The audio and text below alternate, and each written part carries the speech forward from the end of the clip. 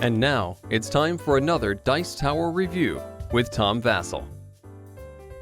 Hey folks, I'm Tom Vasel, and today we're taking a look at Scorpius Freighter. Now, I had a chance to see this at Gen Con as people were playing it, and I was like, ooh, there's plastic ships moving around with cubes inside. That seems pretty neat. And I think these designers are pretty cool guys. I like their games that they've done in the past. So, the space theme, it's a pick-up and delivery style game. Let's try it out.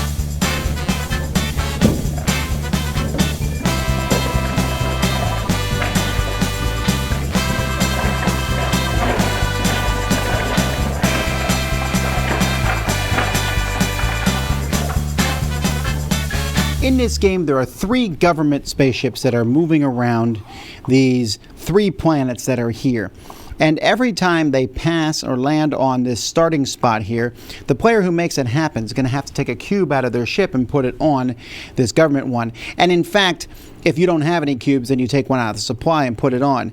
And when one of the ships reaches a certain amount of cubes, and that depends on the number of players in the game, then the game is going to end, and players are then trying to get the most points over the course of the game. You're going to get points by delivering cubes yourself, as basically smugglers, and each player is going to have their own smuggling ship. So you can play like a basic game here, where you'll take a smuggling ship. Each player will start with a cockpit here, a regular starting cockpit, and then you'll get 2 other things, a lockbox and a hidden compartment. And those are spots that can hold 2 orange cubes or 2 green cubes.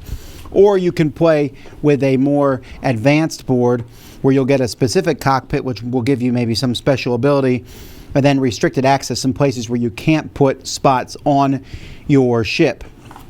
And so players will start with this. They're also going to start with 4 different people. You can pick a set of 4, or you can draft them. You'll put them in these 4 different spots: pilot, co-pilot, navigator, bodyguard, although it doesn't really matter where they go.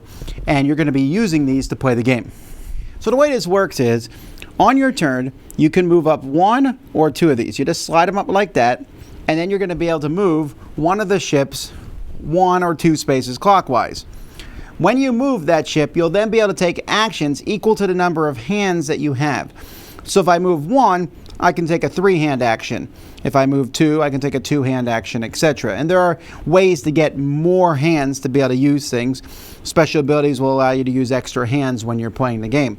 At the end of your turn, if you have 1 or no hands left, then you reset and you can, and then next turn you'll be able to do something different.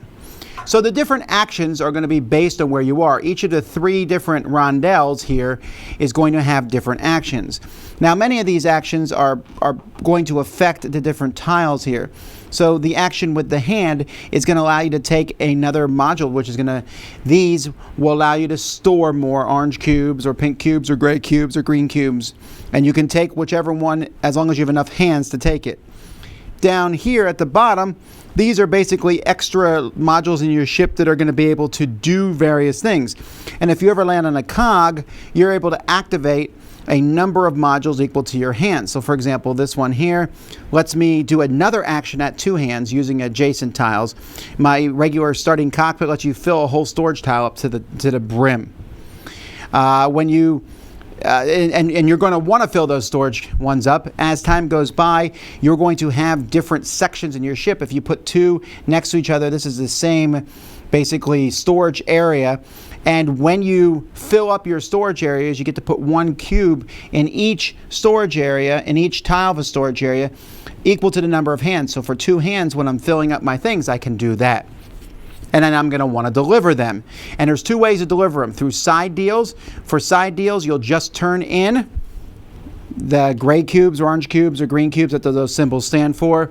And you take that tile and you get that many points. That's pretty simple. Contracts are a little more complex, not much though. You simply take the contract and you must do 1 row at a time. So if I could take this one, I would have to put at least 2 orange cubes on it, or 2 green cubes, or 2 pink cubes. I would then put it in my active contract area here next to my board. And on future turns, I can add in more. I can add a row for each hand that I use. Each row I finish will be worth that many points at the end of the game. If you finish all of them, you also get this bonus. So this lets me do another action at 5 hands. This one here, for example, just gives me an extra 8 points, and so on and so forth. And the last action you can do is you can upgrade your guys. When you upgrade your guys, you're going to basically just flip one of them over. You have to pay this many credits, and that's going to be done.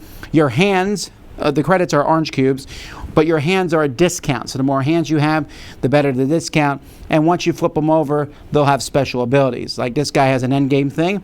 At the end of the game, he gives you 1 point for every storage tile you have. This person here, when you take this action, which is loading your vehicle, you get an extra hand automatically for doing that. And so flipping them over is going to give you that special ability. And that's basically it. You're just going to be moving around and selling and picking up cargo, upgrading your freighter, making side deals, and delivering contracts. When the game ends, everyone's going to have one final turn, and that game ends when one of these big ships here is filled with cubes. And then whoever has the most points is the winner of the game. Okay, so it's cubes. The cubes would normally bother me, but I do like, it doesn't really matter that much. This is just like a countdown tracker here, but it is neat to see this ship filled with cubes. This is a pretty cool component. Even if they are just countdown trackers, you can instantly glance at them and see the number of cubes that they're holding. I thought that was a pretty cool thing, and I don't know, it's a nice, neat visual effect. The cubes, I do wish, like for example here, this is an orange cube, right? It shows the money symbol. Here they just show the money symbol, and this is an orange cube, this is a gray cube. I just kind of wish they put them in the squares. That's a minor thing, but I don't know. The tiles themselves, it's really nice because the tiles, as you add tiles to your board, they fit right in here. Your contracts, your active contracts fits nice in there. Then your finished ones go over here. Side deals go there. The only thing about the board that doesn't work as well are these. Since these push up, I wish they kind of like stopped. Like when you push it up, it would stop in place. But that's a minor complaint. This is still a pretty nice piece of cardboard with a grid that's extruding from it on both sides. The artwork for the characters is really cool. I like having all these different characters to pick from. And let me just show you some of the, and this is before their special power. Once their special power comes on, that little faded thing goes away. So it's kind of neat to see all these different ones, and I like the fact that you can draft these and make it basically your own group of guys. So components for this game are pretty well done. All right, this game's not going to be everyone's jam. This is a rondel game where you have 3 rondels, and there's a lot going on in between those. And since you can move 1 or 2 spaces in them, it's very possible that the spot you want to go to, let's say fulfill a contract, that's a big one, is not available on your turn, and someone else will move it, and then someone else moves it before you get back. I think this game plays best at 2 because of that. There's a little bit more control. I don't mind though. There's always different actions to take that are interesting, like those side deals. I have yet to do all side deal thing, but I think it's possible. I think you can get a ton of points if you just got a bunch of cubes and went and delivered a whole pile of side deals and did points that way. The contracts have these cool bonuses. But it's an interesting thing. I think I'll also always draft the different characters at the beginning. It's not that hard, and you can pick kind of a group that you think will fit you. You don't want to take ones that are too expensive, but you might take some with endgame bonuses, go for those endgame bonuses, and get points that way. At its heart, this is a pick-up and delivery game. You're picking up cubes and delivering them to get contracts. It's not so much a modular as you move on the board. It's kind of collect stuff, turn it in for points based on various things. But with the 3 different rondels, and the actions are spread. One rondel is basically upgrading your ship. One is getting goods, and then the other one's basically turning them in. And that kind of works together in a pretty good way. I don't know the long-term legs on this game, right? I don't know that if we'll still be playing it in 3 years, because it is a very simplistic game. You're picking things up. The activating the things is cool, but it doesn't have as powerful of an engine as I thought it would. Like, wow, I'm going to get all these modules and then I'm going to activate them all. Well, that's a little hard to activate them all anyway. But if you do, then you need to deliver the stuff. So your engine will get better. Your ship will get bigger as time goes by. I'm not sure the placement of the tiles in the ship is as neat as it seemed to be. But I don't mind it. I don't mind getting the cubes and then turning them in. And I feel like there's a few different divergent strategies here. Filling the contracts, doing the short-term stuff. And the theme, the smuggler theme, it's kind of there.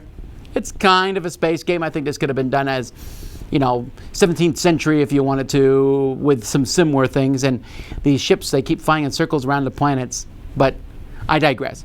And Scorpius, that's a really cool sounding name for a game that is essentially a Euro game.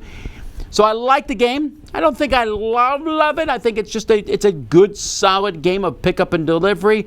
I would always play with the alternate sides of the board with my own special cockpit and a few squares blocked off, which makes placement a little bit more in your face. And I think it plays better with fewer number of players. But other than that, great production values and a lot of fun seeing what kind of deliveries I'm going to make this turn. Check it out, Scorpius Freighter. Dice Tower Judgment approved.